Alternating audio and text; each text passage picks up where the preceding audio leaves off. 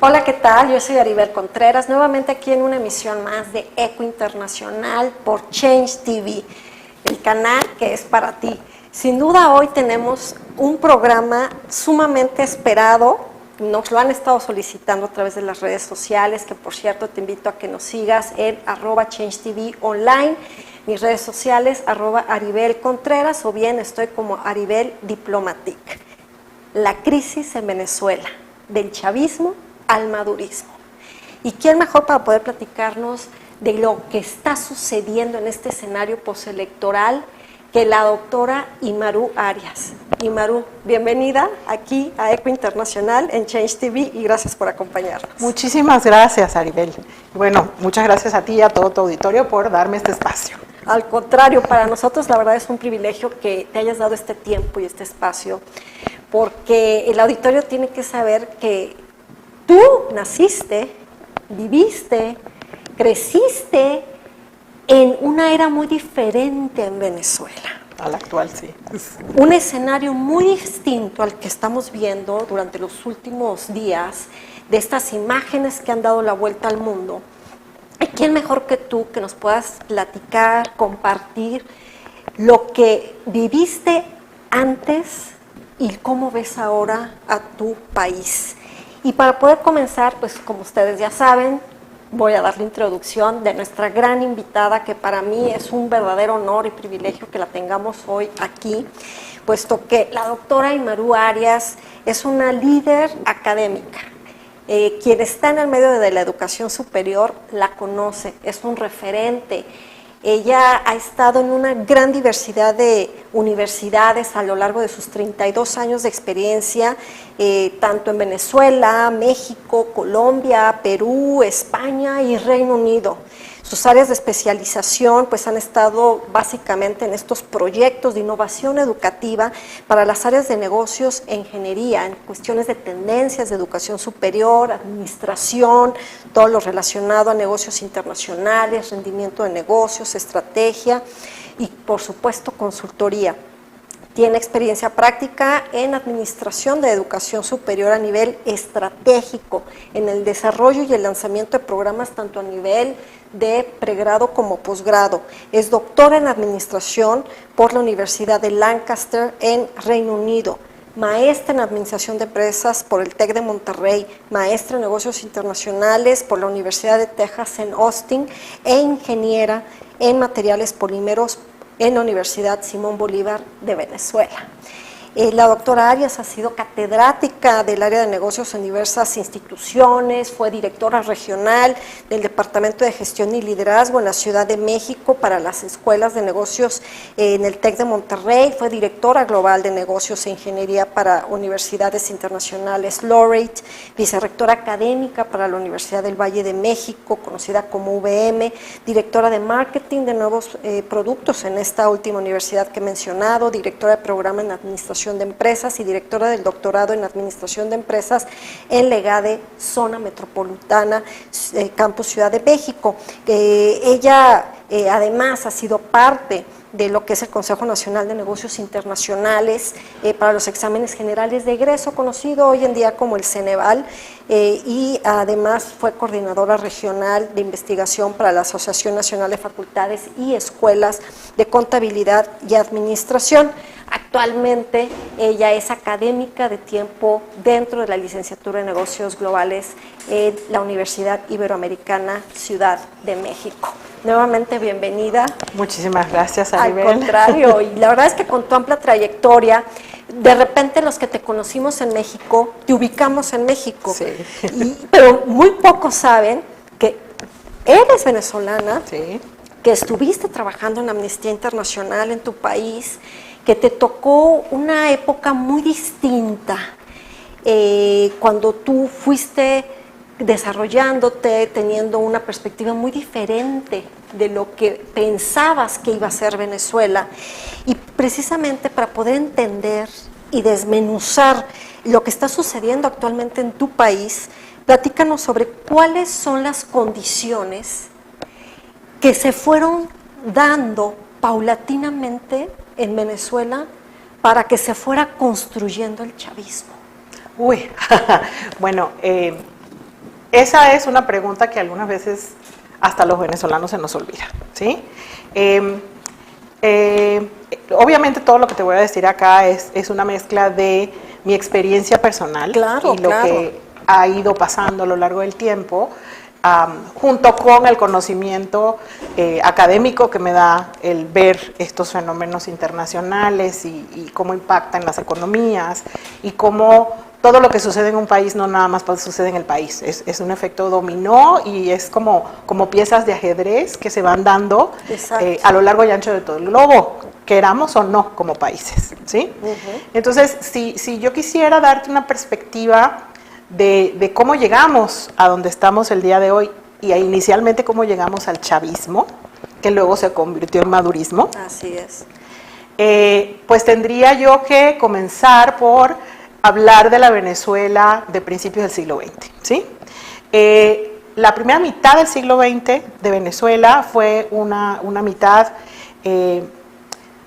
plagada de inestabilidades políticas, ¿sí? Donde estaban apenas naciendo los partidos políticos, en donde a principios del siglo XX, junto con las dos guerras mundiales de la primera mitad del siglo XX, se introduce fuertemente en los medios académicos las ideas socialistas de los bolcheviques, ¿no?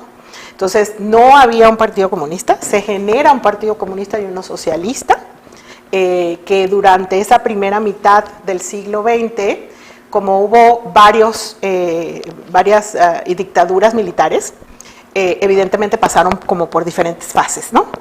Y se genera un tercer partido político muy interesante en la última, digamos que en los 50, que tiene que ver con la propuesta que va en contra de la propuesta socialista comunista de los medios académicos intelectuales, que es el partido que representaba el cristianismo y que fue representado durante mucho tiempo como dos de los partidos en donde hubo alternancia en la siguiente mitad del siglo. ¿Sí? Entonces, terminamos con una dictadura a finales de los 50, justo cuando se estaba dando todo el movimiento en Cuba, con Fidel. Las guerrillas en Venezuela ya estaban instauradas, en plena comunicación con la guerrilla cubana. Entonces, empiezo desde ahí porque no es una cosa que pasó de la nada, ¿sí? Se van dando una serie de condiciones que pasaron por un tiempo de mucha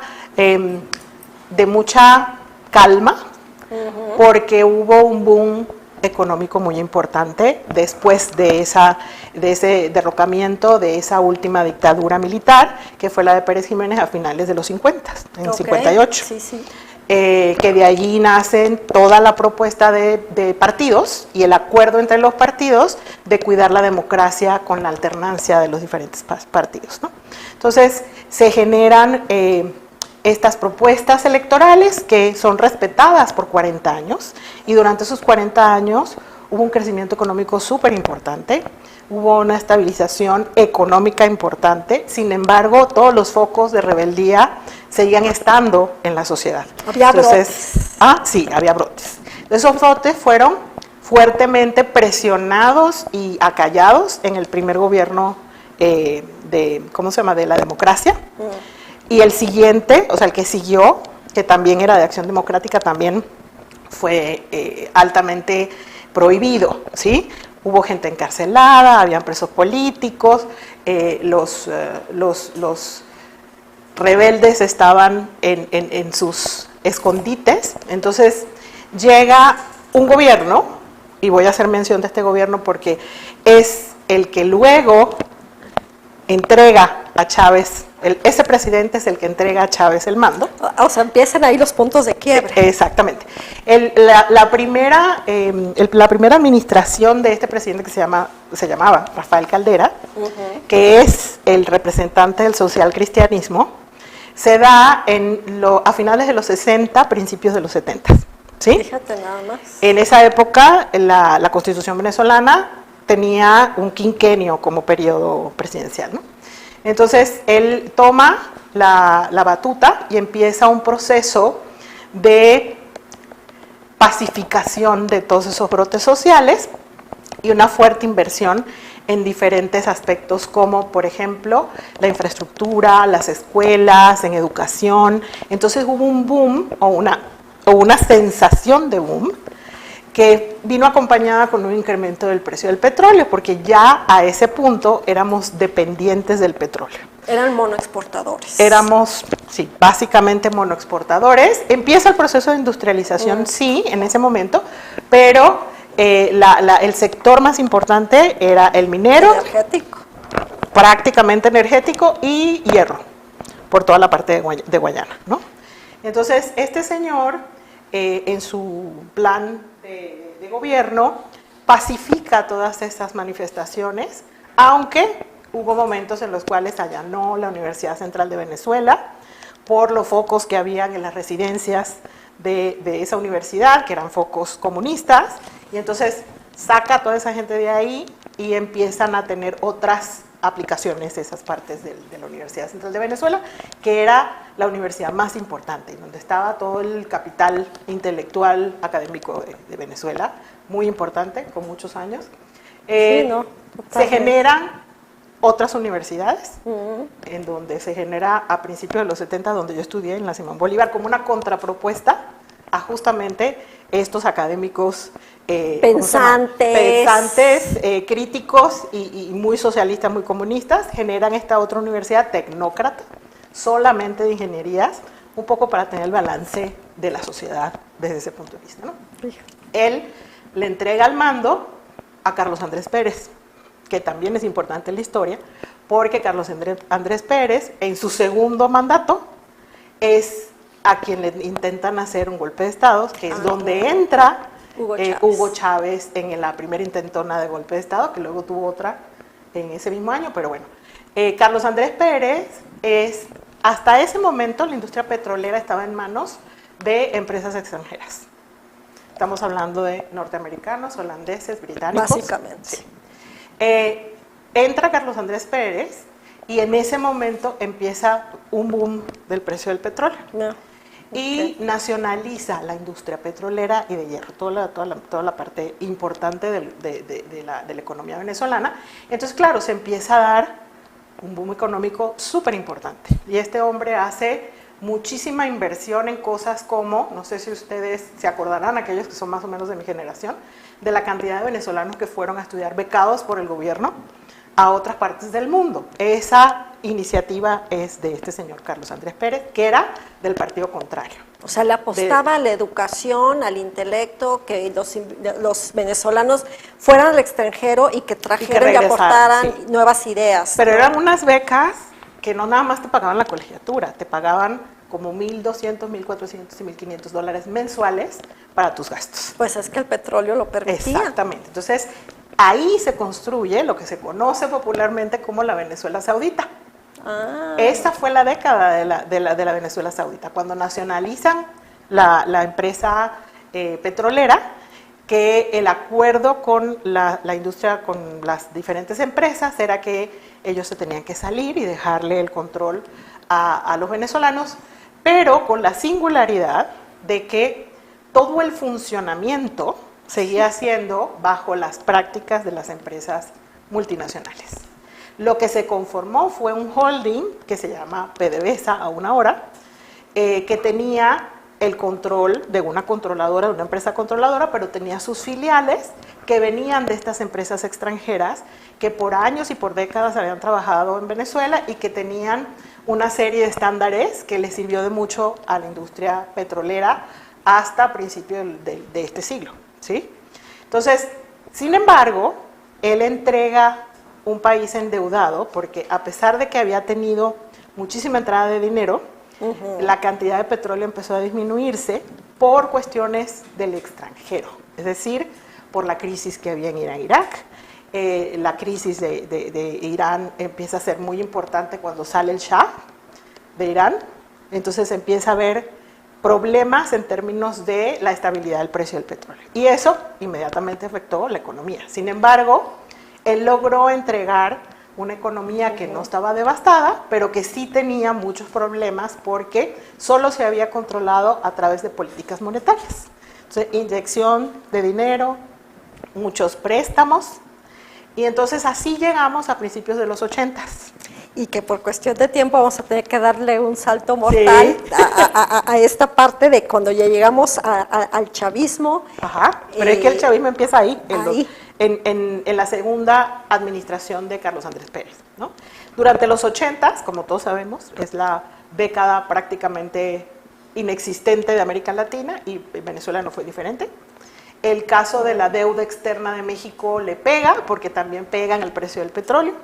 Pero así llegamos a un segundo mandato, pasa por otro gobierno de Acción Democrática y uno de Copey en el medio, pero durante toda esa década hay un desgaste de la economía, y esto lo digo porque la cuestión económica le pega a lo social. Claro. Y entonces siempre, cuando sí. se reelige, estamos hablando ya de una década, cuando se reelige en el segundo periodo Carlos Andrés Pérez, que es este que nacionalizó la industria petrolera, porque la deuda nunca se pudo pagar, la deuda externa de Venezuela seguía incrementándose, tuvimos problemas con los precios petroleros, entra en un periodo económico y social en donde la gente ya estaba muy desgastada y en donde la economía estaba muy desgastada. Ya lo creo. Entonces negocia con el Fondo Monetario Internacional y la receta que se le aplicó a toda América Latina fue privatización, o sea, la que se siguió en muchos países, ¿no? Privatización, incremento de los impuestos, liberalización de los precios, cero o la disminución importante de subsidios y pues el abatir todos los aranceles de importación. Eso era pasar de una claro. economía controlada, proteccionista, a una economía abierta. Que era una ¿sí? nueva dinámica en América Latina. Y mundial, en términos generales, era lo que hoy en día mucha gente menciona como algo negativo, que es el neoliberalismo, terrible, ¿no? Pero ese neoliberalismo tenía su razón de ser, porque es la fórmula para tener un mercado competitivo. Y que se mueva la economía. Exacto. Y que se acelere el y que consumo. crezca, pero no a fuerza de endeudamiento o de aparatos gubernamentales muy grandes, que fue lo mismo que pasó en México, obviamente con otra historia, pero llegamos a los 90s con esta fórmula. El país no estaba acostumbrado, ya tenía una década de ver su poder adquisitivo erosionado, de incrementos en la pobreza, porque además recibimos muchísima gente que venía de las dictaduras de Sudamérica, entonces la población se incrementó y población no necesariamente letrada. Claro. Aunque sí también tuvimos muchísima gente que vino de Argentina, de Chile y de Uruguay, muy formados, pero mucha gente de Colombia, Ecuador, Bolivia, etcétera, llegaron sin educación y por las vías de los caminitos verdes de la parte limítrofe. Entonces llegamos a ese momento con un 80% de pobreza. ¿Sí? En el momento en que se anuncia el paquetazo, de ese momento, empieza la primera manifestación masiva en donde hubo muchísima represión, y eso estoy hablando del 89, ¿sí? En donde hoy en día lo vemos en la historia como el Caracazo, y ahí es donde empieza a generarse el chavismo, porque es a partir de ahí en donde vamos en escalada hacia abajo. Carlos Andrés Pérez se pone en duda, lo destituyen. Y se le apuesta a este... Todavía no. Todavía no. Se le apuesta a Caldera, que había sido ya presidente. Ok. Cuando Carlos Andrés sale después de la intentona del golpe de Estado en el 92. Y en el 94 toma posesión Caldera y hace, mucha gente dice que es indulto, pero no, es un sobreseimiento porque no era indulto, y libera a todos los presos políticos, entre ellos Hugo Chávez. Y Hugo Chávez, 2 años después, genera una nueva propuesta política, y esta nueva propuesta política se convierte en lo que hoy en día conocemos como chavismo. ¿Sí? Y ahí es donde la historia cambia el rumbo, sin duda, para Venezuela, para los vecinos también de Venezuela, y entonces es cuando se va cocinando a fuego lento estos 25 años de los que tanto han estado en los reflectores últimamente, y por eso te decía yo hace rato que por cuestión de tiempo tendremos que hacer este salto mortal cuántico, para poder ubicarnos a ahora estas elecciones del pasado 28 de julio, cuando vemos en retrospectiva tu atinadísima explicación, que nos has dado un panorama muy importante para poder entender el hoy, sin duda, y entonces aquí a mí me gustaría mucho que nos pudieras platicar en todo esto, ¿qué rol ha jugado desde el exterior, Irán, Rusia, China, y desde la región, sobre todo Cuba, ¿no? O sea, tú ya nos acercabas un poco a los lazos, pero como tenemos poco tiempo, que nos pudieras de manera sintetizada explicar en esto dónde quedan estos países, que además es el bloque anti-Estados Unidos. Sí, mira, Cuba entra desde el derrocamiento de Pérez Jiménez a las bases de los socialistas. Sin embargo, cuando llega Hugo Chávez asume a Fidel Castro como su mentor. Y entonces él ya traía su propuesta socialista que Fidel Castro, el castrismo, aprovecha para entonces ir haciendo como un tentáculo de Cuba en Venezuela.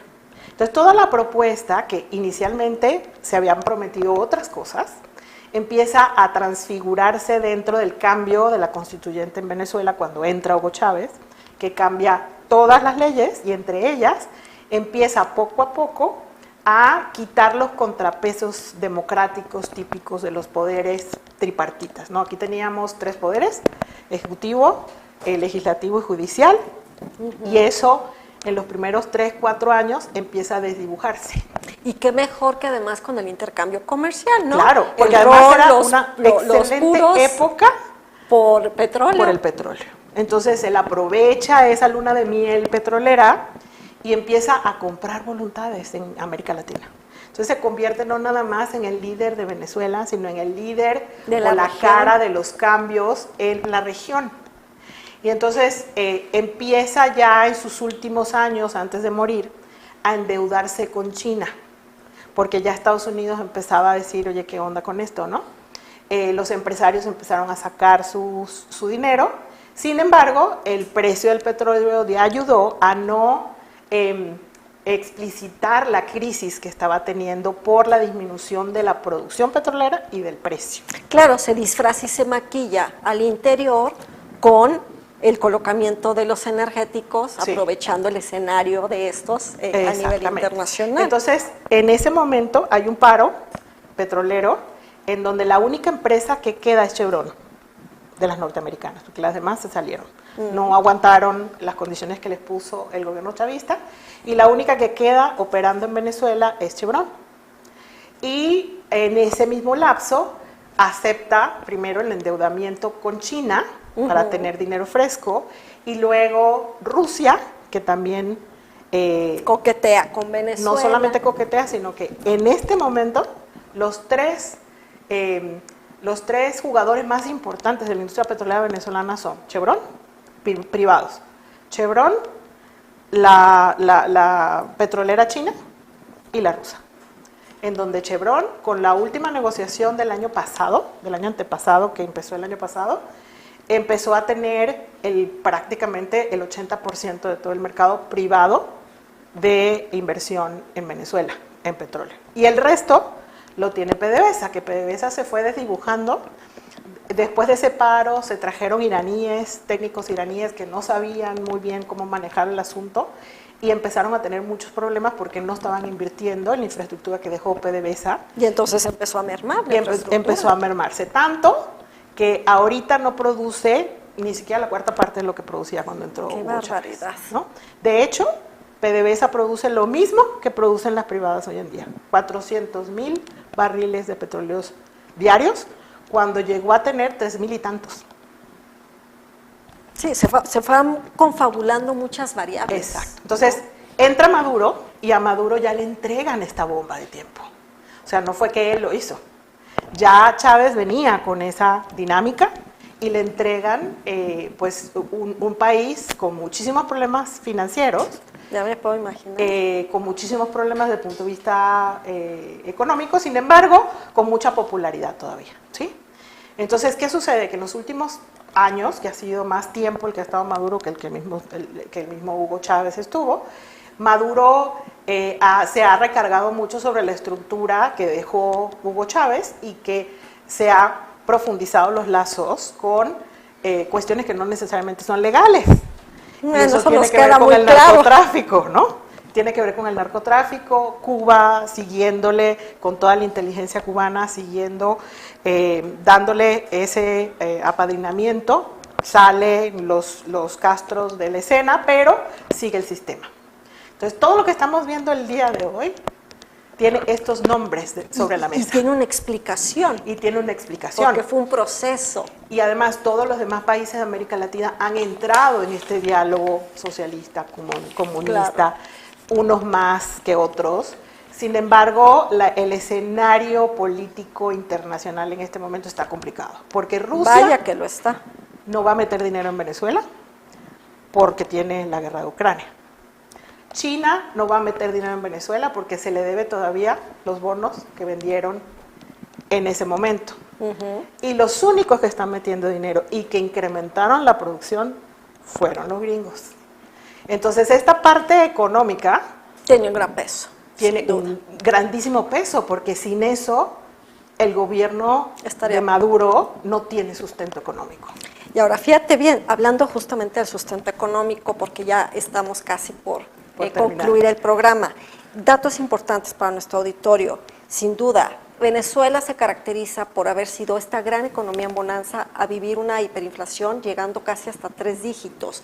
Hoy en día el índice de democracia de The Economist lo posiciona en el lugar 142 como una forma de gobierno totalmente autoritaria, terrible. Un índice de percepción de la corrupción de 177 de un total de 180 países, donde uno es el más transparente y 180 el más corrupto. Esta explicación que tú nos dabas, hoy la entendemos con mejor claridad.